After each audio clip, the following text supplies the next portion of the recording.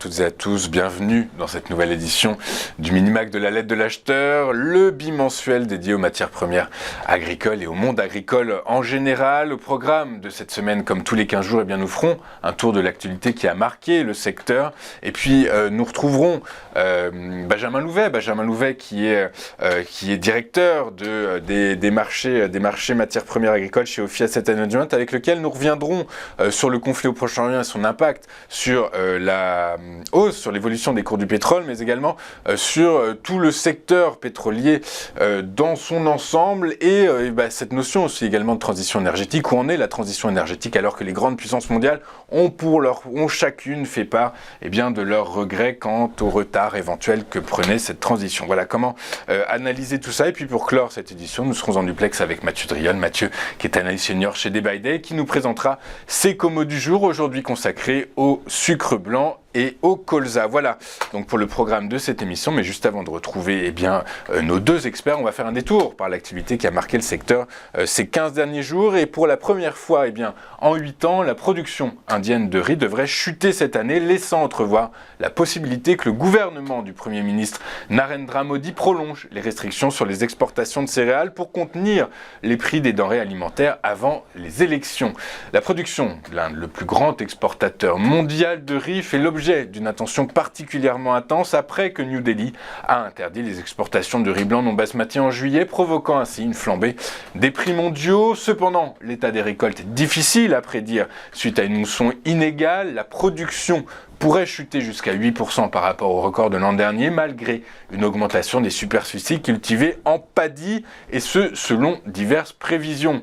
La production plus faible ainsi que les prix inférieurs du riz toujours élevés à l'approche des 5 élections nationales de ce mois-ci et des élections générales de l'année prochaine ont laissé les agriculteurs et les commerçants inquiets du fait que le gouvernement prolonge les restrictions sur l'exportation de ces céréales. La bourse de commerce de Buenos Aires a livré ses projections de récolte pour la saison 2023-2024. La récolte de blé tendre est notamment annoncée à 7,5 millions de tonnes, en nette reprise par rapport à la moisson catastrophique de l'an dernier. Malgré des potentiels de rendement plutôt corrects, la récolte resterait toutefois sous les standards des précédentes campagnes, en raison principalement des conditions de semis peu favorables qui ont fortement limité l'assolement de blé argentin cette année. Plus globalement, la sécheresse qui frappe plusieurs régions du monde va-t-elle vider les greniers mondiaux ?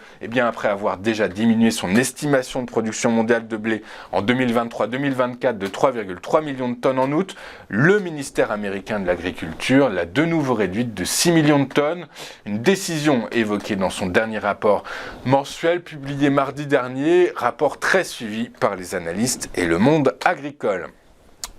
La Commission européenne a mis à jour la semaine dernière ses chiffres de production céréalière pour 2023-2024, et ce pour ses 27 États membres. La production de blé tendre a légèrement augmenté par rapport aux prévisions de septembre, tout comme les perspectives de production de colza et de maïs, mais la production d'orge a été réduite en raison de certains facteurs de rendement de fin de saison décevants. On va marquer une toute première pause dans cette édition du Minimac du 3 novembre, et juste après nous retrouverons notre invité, Monsieur Benjamin Louvet, Monsieur Benjamin Louvet, à tout de suite sur Télévision.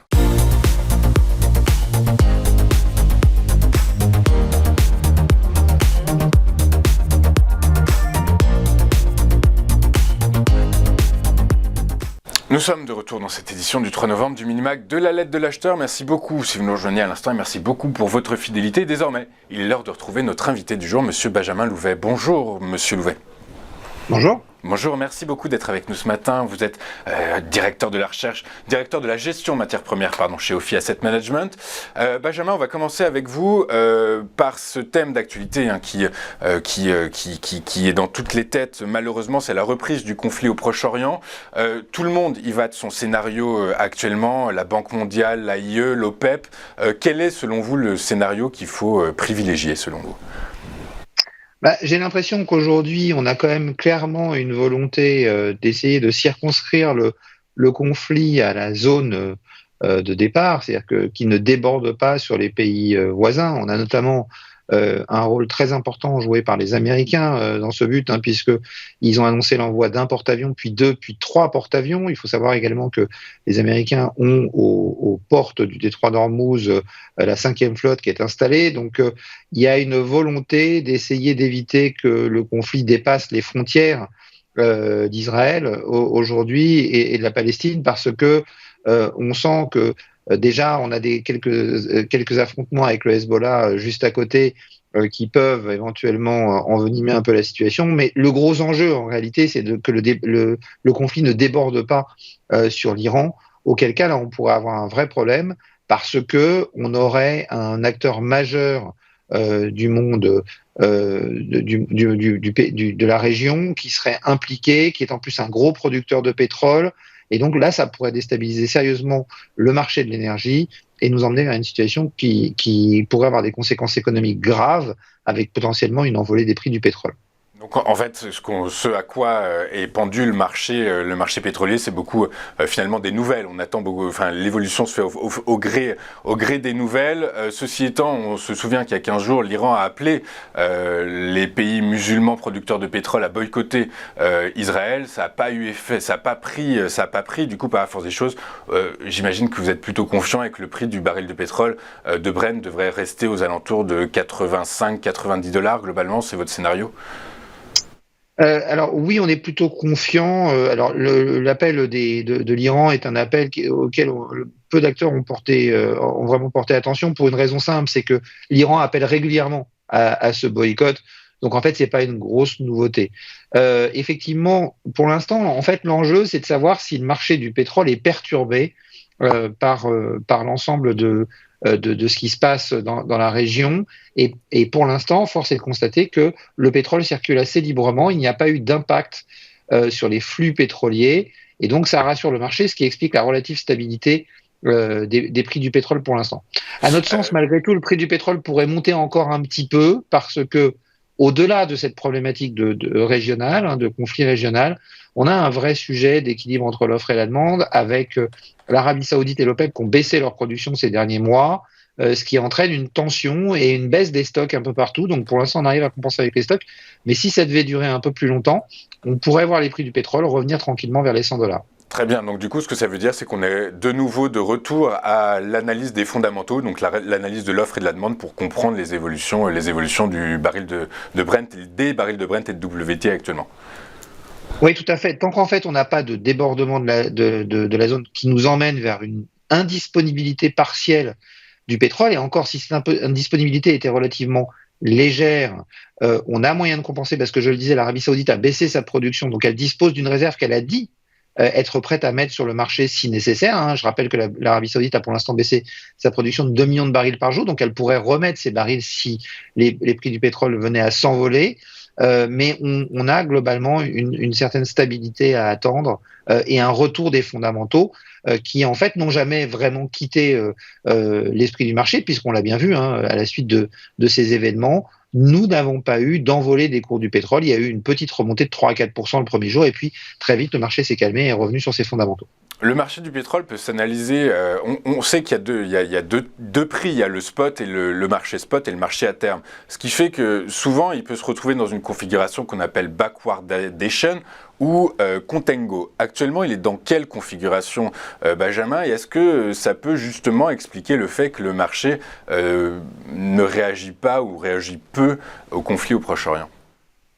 Alors actuellement, le marché du pétrole est dans une situation qu'on appelle de backwardation, qui n'est pas la situation normale. Traditionnellement, les prix à terme valent plus cher que les prix comptants, ce qui est logique, parce que si vous achetez du pétrole comptant, il va falloir le stocker pour la période, et donc si vous achetez le prix à terme, pour que ça soit équivalent, eh bien, il faut que vous payiez le coût comptant plus le coût de stockage. Quand on arrive dans une situation un peu tendue, où on a des craintes sur l'approvisionnement, eh bien, on se retrouve dans une situation où les acteurs de marché sont prêts à payer plus cher le pétrole tout de suite. Et donc, on se retrouve dans cette situation de backwardation, avec les prix comptants qui passent au-dessus des prix à terme, parce que à court terme, on n'est pas sûr de pouvoir se fournir en pétrole.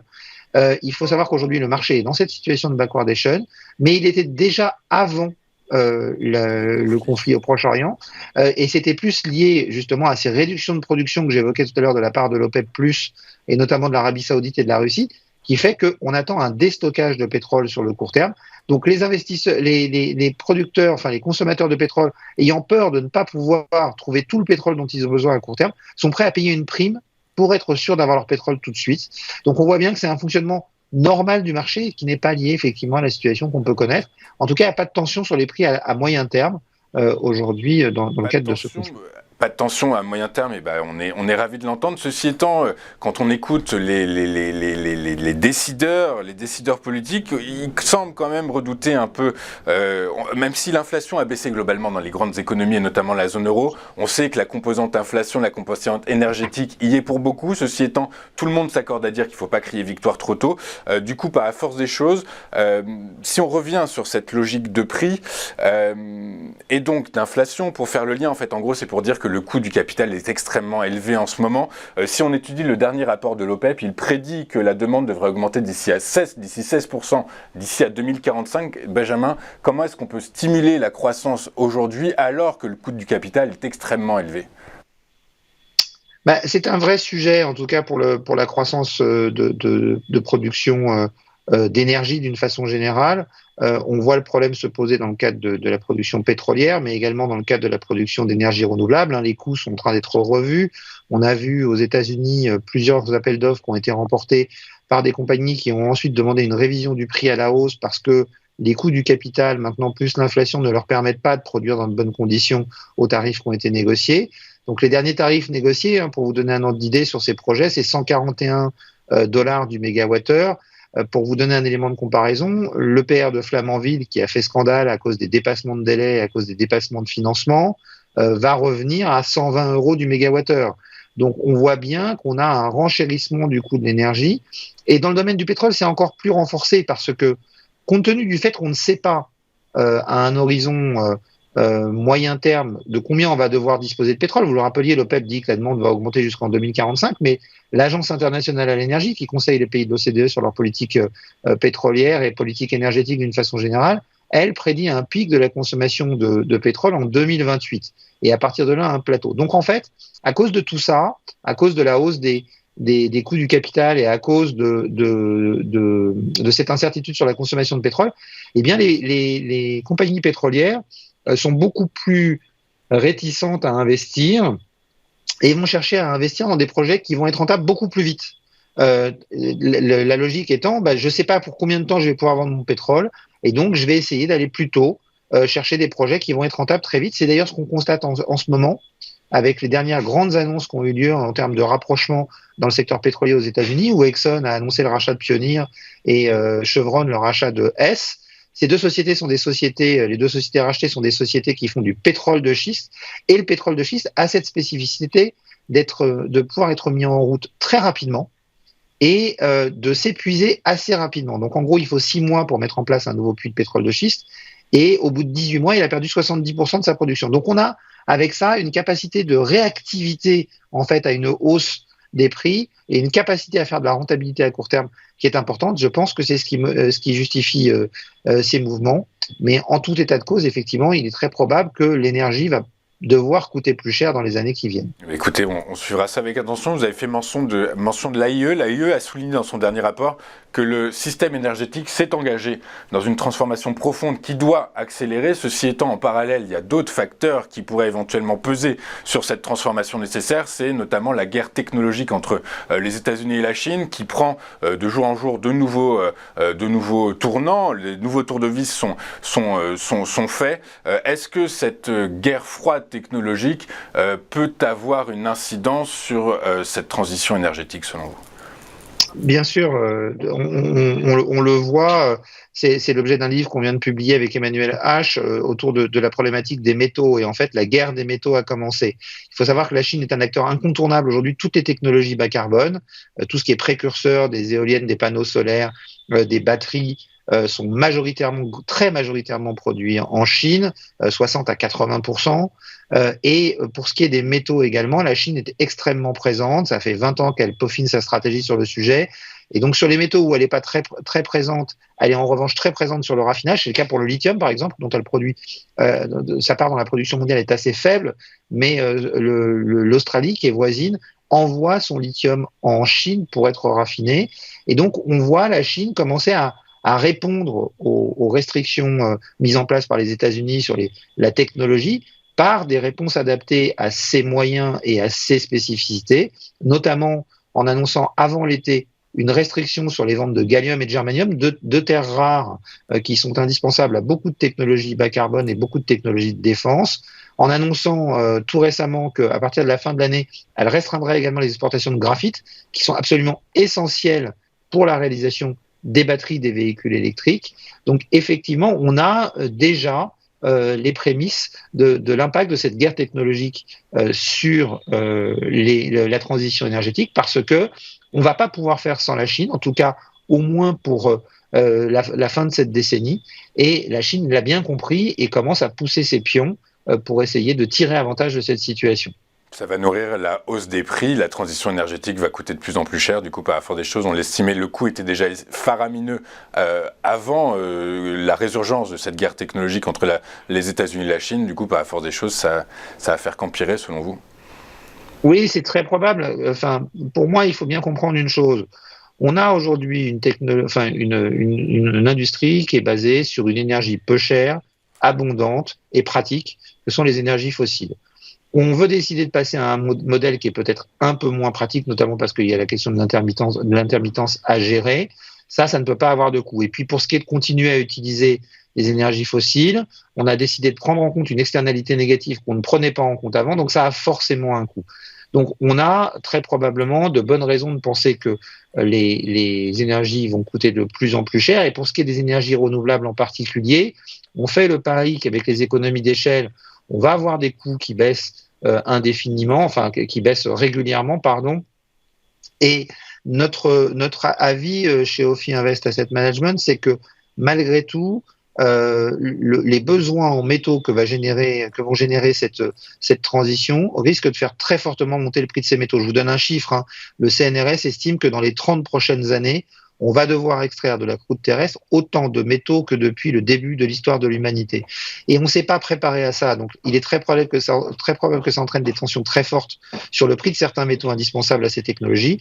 Et si le prix de ces métaux augmente et qu'en même temps le prix de l'énergie augmente, eh bien, on ne peut pas voir le prix de ces énergies renouvelables baisser. Donc, on aura probablement la nécessité de payer une énergie plus chère dans les décennies à venir. Benjamin, pour finir votre intervention, on va réévoquer de nouveau le conflit au Proche-Orient, mais sous l'angle du gaz naturel cette fois-ci. Ma première question, c'est de savoir est-ce que les flux mondiaux peuvent être perturbés? Parce qu'on a observé au début du conflit un pic en fait de prix, mais est-ce que cette hausse de prix était réellement liée à cette attaque du Hamas contre Israël, ou bien un autre facteur en est la conséquence? Deuxième partie de ma question, hier on a appris que les États-Unis avaient mis en place des sanctions à l'encontre du GNL russe. Est-ce que tout ça va perturber les marchés mondiaux, les flux mondiaux de GNL selon vous? Alors, je ne pense pas. Si on revient sur pour la première partie de votre question sur l'impact du conflit au Proche-Orient sur les prix du gaz, il y a effectivement une hausse qui a été concomitante au début de l'affrontement entre Israël et le Hamas, enfin plutôt à l'attaque du Hamas sur Israël. Mais en fait, je ne pense pas que cette hausse était vraiment liée à cette problématique du Proche-Orient. Il y a eu exactement au même moment quelque chose dont on a beaucoup moins parlé, c'est qu'il y a eu un problème sur un pipeline qui relie l'Estonie à la Finlande, un gazoduc, et il semblerait, après enquête, que ce dysfonctionnement soit lié à un sabotage. Donc c'est la deuxième fois après ce qui est arrivé à Nord Stream que on constate ce genre d'opération, et donc ça pose la question de savoir si l'approvisionnement en gaz est sécurisé. Et c'est ça qui pour moi a fait monter le prix du gaz au moment où le Hamas a attaqué Israël, et pas tellement le conflit israélo-palestinien. Pour ce qui est de la deuxième partie de votre question, est-ce que le flux de gaz peut être perturbé? Je vais vous dire très honnêtement, sur les sanctions qui ont été mises sur le gaz GNL russe, le but du jeu est surtout de limiter les ressources que la Russie peut tirer de ses énergies fossiles. Mais en aucun cas, on a vocation et intérêt à supprimer l'accès du gaz et du pétrole russe sur le marché. On s'est bien organisé pour qu'il puisse continuer à arriver. Tout simplement parce que vous ne pouvez pas vous passer d'un des acteurs majeurs de ce marché. On le voit bien sur le pétrole. On a mis en place un espèce de cap sur le prix pour éviter que la Russie touche trop d'argent, mais on s'est arrangé pour que le pétrole russe continue à arriver sur le marché, tout simplement parce qu'on ne sait pas faire 110 millions de barils par jour, c'est-à-dire 10% de la production mondiale. Donc on doit s'arranger pour que ça continue à arriver. L'impact, par contre, peut être sur le prix. Et là, au moment où on rentre dans l'hiver, aujourd'hui, il y a des bonnes raisons d'être plutôt optimiste. On a, par rapport à l'hiver dernier, une situation qui s'est beaucoup améliorée pour plusieurs raisons. D'abord parce que les stocks de gaz en Europe sont pleins à 98%, première chose. Et deuxième chose, parce que on a en France notre industrie nucléaire qui se porte beaucoup mieux que l'année dernière, avec des réparations qui ont été assurées sur l'ensemble des centrales qui avaient connu des problèmes de corrosion sur contrainte. Donc on a l'essentiel de notre parc qui est disponible. Donc à moins d'avoir un hiver très froid, on ne devrait pas avoir trop de tension sur le gaz, et soyons optimistes, normalement on n'aura pas de problème d'approvisionnement en gaz. Ce qui peut éventuellement se poser par contre, c'est qu'en fin de saison, si l'hiver est froid à la fin du mois de janvier ou au début du mois de février, eh bien se procurer du GNL, compte tenu de la concurrence internationale qu'il y a sur ce gaz naturel liquéfié, nous coûte beaucoup plus cher. Donc on peut craindre une volatilité des prix, mais en revanche, on doit être assez rassurant sur le fait qu'on ne manquera pas de gaz a priori cet hiver. Oui, comme en fin de saison dernière, je crois qu'un système d'enchères s'était mis en place et que finalement on achetait du GNL qui était à l'origine destiné, je crois, au Japon, qui partait d'Australie, qui était destiné au Japon et qui finalement a été dérouté vers chez nous, mais qui a des prix bien supérieurs. Merci beaucoup, Benjamin Louvet, d'avoir été avec nous ce matin. Je rappelle que vous êtes, alors je suis désolé, je l'ai plus, vous êtes directeur de la gestion matières premières, voilà, chez Ophi Asset Management, et c'est toujours un plaisir de vous écouter. Merci beaucoup d'avoir été avec nous ce matin. Monsieur Louvet, on marque une rapide courte page de publicité, on se retrouve juste après avec la commo du jour et Mathieu Drial. À tout de suite.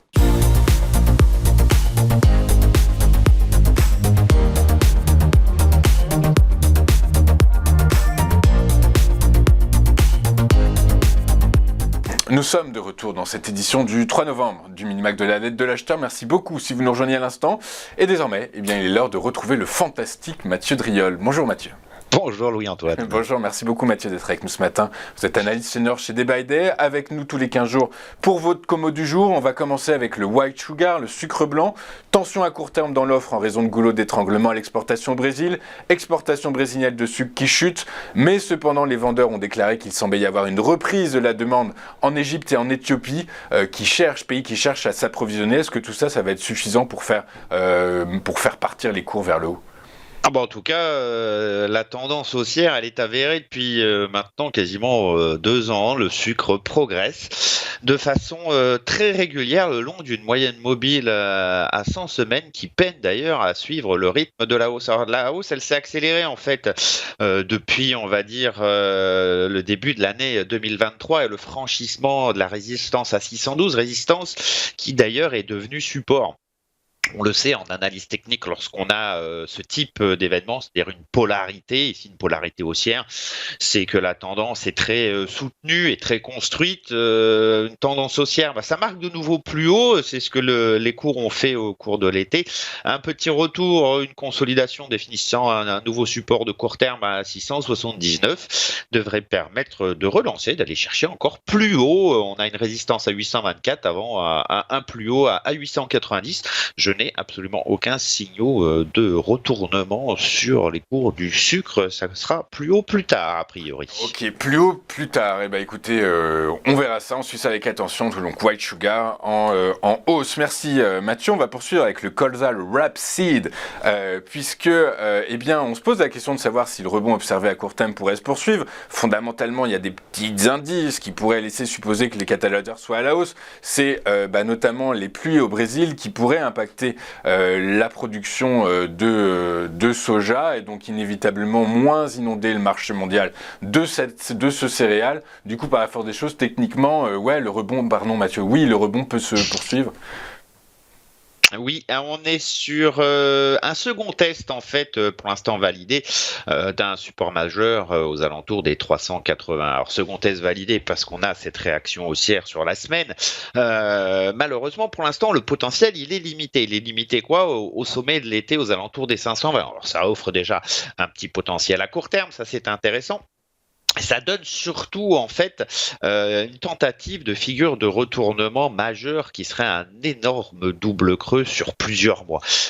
Cette figure qui ne sera validée que par le débordement de 520 justement offrirait un potentiel de hausse très important et validerait en fait une appréciation des cours sur plusieurs mois à venir. On n'en est pas là, en tout cas on n'en est pas là, mais pour aller ne serait-ce que chercher cette figure, ça offre déjà un potentiel de rebond. Donc ça, c'est un premier signe intéressant. Alors on a deux petites résistances intermédiaires à 453 et aux alentours des 480. Le franchissement de ces niveaux serait un signal effectivement un peu précurseur d'un retour à une meilleure fortune sur les cours du colza. C'est à surveiller. C'est pour l'instant à peu près l'une des seules céréales avec l'huile de soja, je crois, qui essaye en tout cas de donner des signes de force, les autres étant particulièrement déprimés.